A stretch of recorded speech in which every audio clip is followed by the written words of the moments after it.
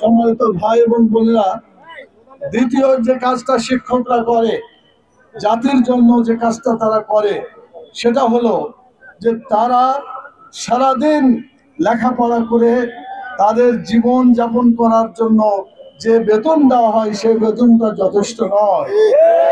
তারপরেও তারা জীবন জীবিকাকে সামনে রেখে কষ্ট করে হলেও শিক্ষা ব্যবস্থার সাথে তারা লেগে আছে, শিক্ষা ব্যবস্থাকে তারাই ধরে আছে।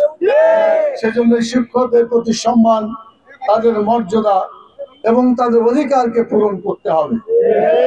3 নম্বর যে কাজটি হচ্ছে, সকল জাতীয় ইলেকশনে এই ইলেকশনকে সুন্দর করার জন্য এবং সত্যিকার ভাবে গ্রহণযোগ্য করার জন্য, ফ্রি ফেয়ার ইলেকশন করার জন্য শিক্ষকদের যে ভূমিকা, তারা যে চেষ্টা করে থাকে, এটা গোটা জাতির জন্য একটা বিরাট আমানত স্বরূপ। আজকে যদি শিক্ষকদেরকে এভাবে রাস্তায় নামিয়ে দেওয়া হয়, তাদের দাবি যদি না মানা হয়, তাহলে ভবিষ্যতে যে পরিবেশ হবে, এই পরিবেশটা কারো জন্য কল্যাণকর হবে না। এবং সুন্দর এবং সুষ্ঠুভাবে নির্বাচন করার জন্য শিক্ষকদের সহযোগিতা অবশ্যই লাগবে। প্রিজাইডিং অফিসার বলেন, পুলিং অফিসার বলেন, দেশে নির্বাচনের সুন্দর পরিবেশ করার জন্য শিক্ষকদের অনন্য ভূমিকা, এটা কোন সম্প্রদায়ের সে ভূমিকা নয়।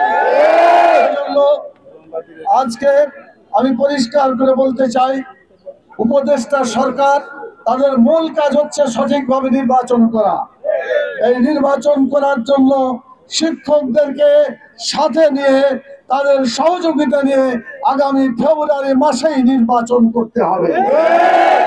এখন যদি তাদের দাবি মানা না হয়, পরবর্তী পর্যায়ে অন্যভাবে কোনো পরিবেশ তৈরি হলে সেটার জন্য দায়িত্ব সরকারকে বহন করতে হবে। চতুর্থ যে কাজটা শিক্ষকরা করেন, আমরা পরিষ্কার করে বলতে চাই যে তারা তাদের জীবন জীবিকার জন্য, অপ্রতুল বেতনের জন্য, আচ্ছা একটা বাড়ি ভাড়ার কথা শুনলাম, মাত্র 1500 টাকা বলা হয়, 1000 টাকা দিয়ে বাড়ি ভাড়া পাওয়া যায়? এটা কোনো মানে সাধারণ লোকের খুবই হাস্যকর। এবং যে আমার মনে হয়েছে দাবি গুলো খুবই কম করা হয়েছে, আরো বাড়ানো দরকার ছিল। সময় সুযোগ হলে, নির্বাচিত সরকার হলে, যারা ক্ষমতায় যাবেন, আল্লাহ তাআলা যাদেরকে কবুল করবেন, আপনাদের স্বার্থকে অগ্রাধিকার দেওয়া হবে ইনশাআল্লাহ। সবশেষের কথা হচ্ছে, আপনাদের কাজ ছিল কলম নিয়ে লেখাপড়া করা, আপনাদের কাজ ছিল ছাত্রদেরকে ক্লাসরুমে তাদের লেখাপড়ার মানকে উন্নত করা। কিন্তু আপনাদের অধিকার না মানার কারণে আজকে বাধ্য হয়ে আপনার রাস্তাঘাটে এইভাবে রাত দিন করে আসেন। আমি মনে করি এই অবস্থানের শেষ হওয়া দরকার, সমাপ্তি হওয়া দরকার। কিন্তু তাদের যদি কোনো দাবি আদায় না হয়, তারা তো ঘরে ফিরে যাবে না।